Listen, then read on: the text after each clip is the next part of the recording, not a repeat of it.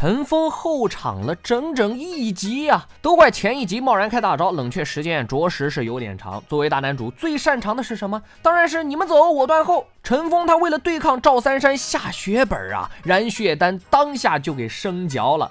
这通身的红色特效，陈峰看起来不简单呐。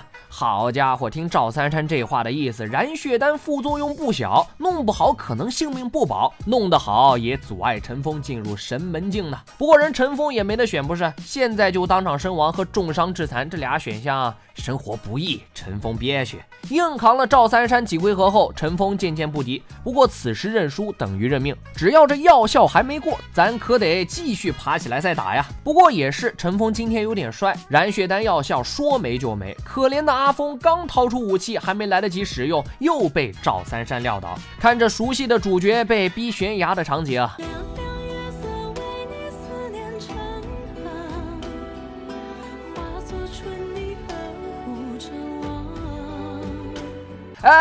谁呀？多损呐！这个时候还用这个 BGM？